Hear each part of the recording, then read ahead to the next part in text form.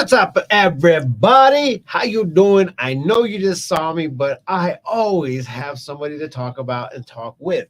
And here at the Prescott Times, we are actually fueled by partners. And this is our newest partner that you do not want to miss, because this actually happens to be somebody that will help you, and also the things that you got going on, such as your phone, your computer. Like, it is everything that you guys need to hear about. So with that being said, just wait 1 second. I'll be right back.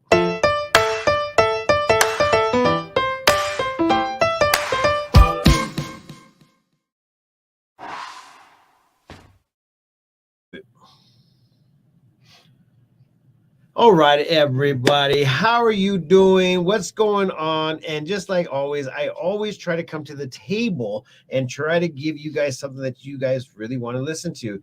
And today is not anything like different, but we have a good friend, a new partner here at the Prescott Times. Without further ado, tell everybody who you are and what makes you famous.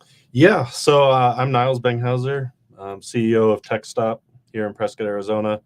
And, we do IT services, cybersecurity consulting, and just helping out our residential and commercial partners here in the area, helping everyone stay safe against cybercrime and keeping their technology up and running. Yeah.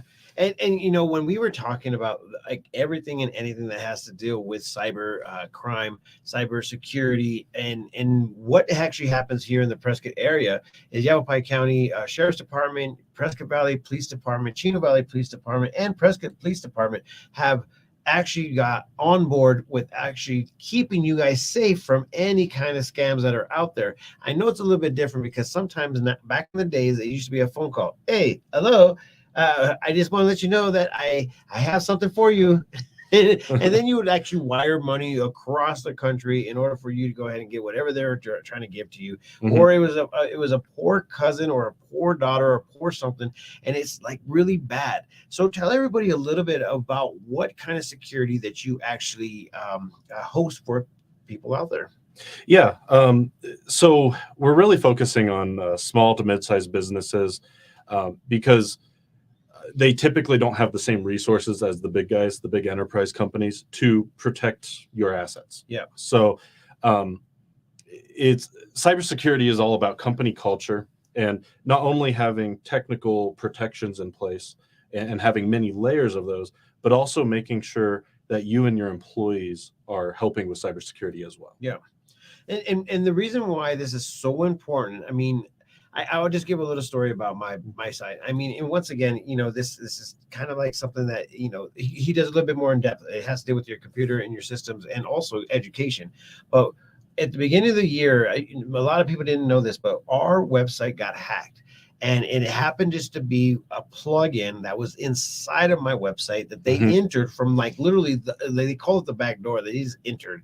And it just terrorize all of everything that I had, and it cost so much money to get back. And I'm telling you guys, if it wasn't for smart people that were trying to like actually do protection and stuff like that, this would be a bad scene. So give a little bit of an idea of something that has happened that you had to go ahead and retrace the steps and saying, hey, this is what happened and this is why your system crashed down. Give a little story and an account of all those things. Yeah. So we see it all the time. Big and small businesses, where it starts out with an attacker getting a hold of your password one way or another. Once they have that password, and we saw this with two companies just, 2 months ago, they're going to ping your system and try and get into your system hundreds or even thousands of times per day, trying different passwords, or if they found out what your password was from a different website, whatever it may be. Once they get in, they are going to do some reconnaissance. So if you don't have any systems in place to let you know that someone is in your system that shouldn't be, you're not going to know about it. They're going to have as much time as they want to just see what kind of business are you, what kind of clients do you have, what big deals are maybe you communicating about over email. And then the next thing they're going to do is plan out their attack. Most often that means they're going to start sending out emails from your company to all your clients asking for payment. Yeah, we were okay. So ever since the hack that happened to our website, we decided to go ahead and actually put on a major security. Like there is so much security in place, but the Yep. number one starts with passwords, and it's so like simple to us. I know some people probably have passwords from like high school. Guys, unfortunately, this could be a very, very, very big deal. But what ended up happening is that we ended up bracing our website by these potential hackers. Mhm. We are seeing a huge influx from China and also from Russia, Yeah. and it's just so weird. It's just like, dude, I can't even understand what you guys are sending me. Stop sending me stuff. And I mean, don't get me wrong. It's all about the links that are in there. So, Uh-huh. tell somebody a little bit about what you profess and like if there's a viewer out there right now, good morning, Essence Kitchen and Bar. Tell Essence Kitchen and Bar some of the things that they could possibly be a potential issue or hazard for their business that you Yeah. could actually solve. Yeah. So, like I mentioned, it's about layers. There's no one particular solution that's going to protect you. But a big part of it, going back to talking about cybersecurity being part of company culture, it's about training your management and your staff about these threats. So making sure that, every month, even, you're making sure it's top of mind for everyone to help them see how do you spot a malicious email?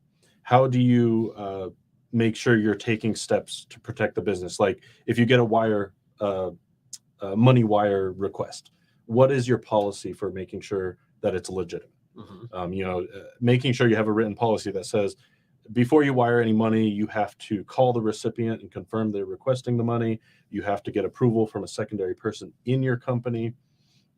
Things like that are something you need to prepare for now instead of trying to react after an attack happens or an incident happens.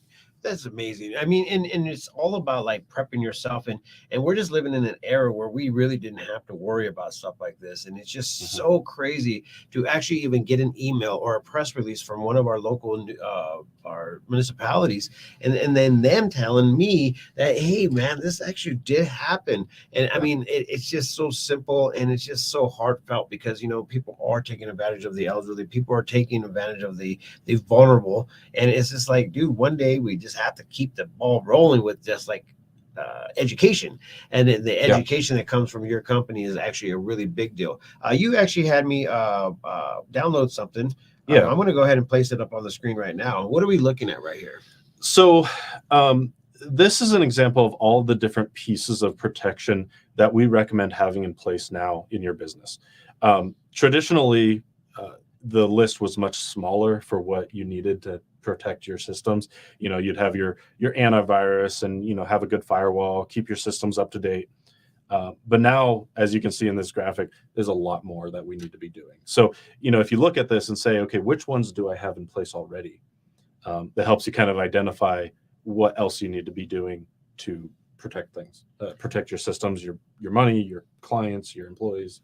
So when people are looking at this, people hear those words firewall and what is it, storage, control. Mhm. Is there? I mean, what kind of tips can you go ahead and give some of our viewers today of what to do right now currently? Yeah. So most uh, malware, viruses and things like that are going to come through your email. So with our reliance on email and how much we use email in business, or at least most businesses, that's really important to protect that. So I'd say there's two things you can start doing today. One is lock down your email system.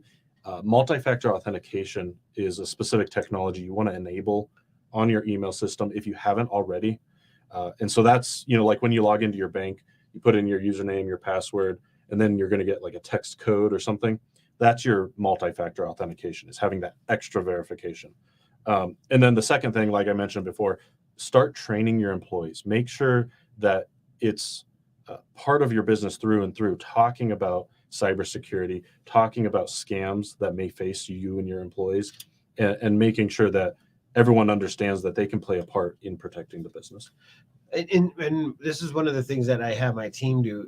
They're just like, we got to change our password again. Right. Yep. And it's on a monthly basis. I feel like that's probably the safest bet. I mean, in the two-step authentication, I always mess this word up. Authentication, whatever. The two stages, it really honestly works really well because it actually goes to your device on your behalf, on your hand. Mhm. Is there an app out there that you like to utilize in order for people Yeah. to do? Yeah. And I'm glad you bring that up. So if you ever get a choice to receive a text message or to use an app for secondary authentication, always go with an app. It's a little bit more secure than a text. The app I like to use is called Authy. So it's Authy. Yeah. Okay. There's lots out there. Microsoft Authenticator is one that you might already be using. So you can use that. You can add codes in from various websites into that. Yeah, I'd say those are the two top ones, Authy or Microsoft Authenticator. Yeah. So if you guys are out there and you're not understanding a lot of this, yeah, just as this would happen to a few of my my friends and people that I know, family members, and they actually are on Instagram. You know, and a lot of people use Instagram for side hustles or maybe even just like life in general. Like, and you put a lot of pictures on there, you put a lot of memories on there. Yep. It's actually a sentimental type of like entity. Well, they're getting hacked. They're getting taken advantage of, and they're like, you know, now taking their message, and then they will message you, "Hey, I need your help," and they're just like. And it's just simple because ultimately it's just a simple like, okay, what do you need help with? Oh, I need you to go ahead and help me sign into my account. You're actually my, I think what Facebook says it, a buddy system of some sort. So if you get locked out of their system, well, they're taking advantage of that whole system in general. And so they message you and say, I need your help. And I'm like, no, you don't, you know, because I know better. I know that this is not what I'm going to be doing. So this is how they're actually getting to you. And it's a simple freaking, like, it is so crazy. Scam artists are insanely bad, man. And that's the reason why it's always good to have somebody like you in the community that will be able to help out. What is your demographics and who are you calling out right now that need your service? Yeah, so we service both residential and commercial clients. But on the business side, you know, if you're 50 employees or less, that's really where we're really good at what we do. That's who we can help a lot. If you're not sure how to use your technology more efficiently, or maybe you're going through some growing pains and need help to make sure that you can use technology to your advantage instead of that thing that you love to hate. And while we do this and we help you run your business using technology, we're going to make sure it's all secure as well. All right.